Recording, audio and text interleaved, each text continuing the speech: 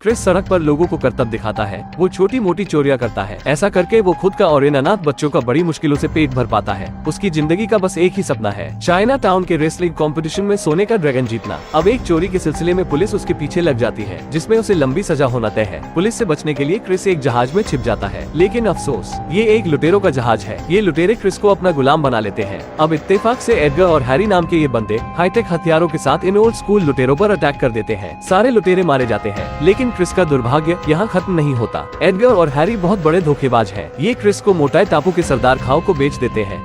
तो हर बढ़िया बंदोबस्त करके आते हैं।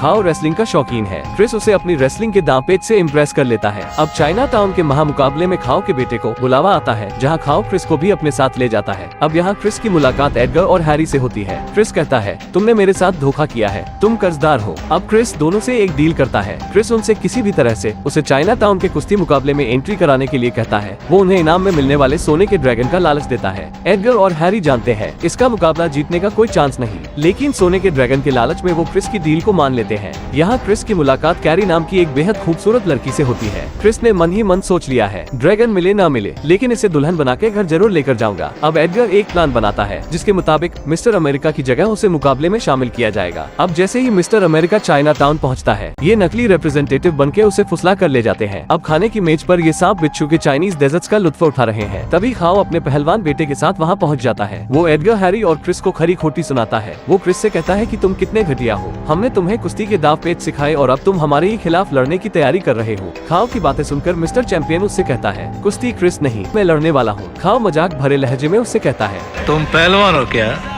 खाओ की बात सुनकर मिस्टर चैंपियन अपमानित महसूस करता है। अब उसे खुद के पहलवान होने पर भी शक होने लगा है। अब मंगोलिया के पहलवान खान की एंट्री होती है। ये इस मुकाबले का सबसे ताकतवर पहलवान है। वो ढाबे के मालिक से उसी मेज पर बैठने की डिमांड करता है। उसकी एबनॉर्मल फिजिक से डर के ढाबे का मालिक इन लोगों से मेज खाली करने की गुजारिश करता है, लेकिन एडगर साफ इनकार कर देता है। खान जबरदस्ती उनसे मेज खाली कराने पहुँच जाता है। अब मिस्टर चैंपियन अपनी खोई साख लौटाने के लिए खान से भिड़ जाता है, लेकिन खान अपने एक ही मौके में उसे फ्लैट कर देता है। अगले सीन में निराश मिस्टर चैंपियन क्रिस से कहता है कि उसे उसकी असलियत का पता चल गया है। वो क्रिस को ललकारता है, लेकिन ये बेचारा क्रिस से भी बुरी तरह पिटता है। अब निराश मिस्टर चैंपियन क्रिस को चाइना टाउन का न्योता सौंपकर चला जाता है। अब क्रिस इस न्योते के जरिए मुकाबले में एंट्री पा लेता है, लेकिन उसके नकली मिस्टर चैंपियन होने का खुलासा हो जाता है। अब असली मिस्टर चैंपियन आके क्रिस का बचाव करता है और राजा के सामने ही क्रिस को अपना खिताब सौंप देता है। चाइना टाउन का राजा फरमान सुनाता है कि अगर क्रिस मुकाबले के पहले राउंड में हार गया तो मिस्टर चैंपियन को जिंदगी भर चाइना टाउन में ही रहना पड़ेगा। अब मुकाबले की शुरुआत होती है। इस मुकाबले में कई देशों के पहलवान हिस्सा लेने पहुँचे हैं। हर कोई एक से बढ़ के एक है। एक के बाद एक राउंड बीत रहे हैं। अब क्रिस भी एक कड़े मुकाबले में अपना पहला राउंड जीत लेता है,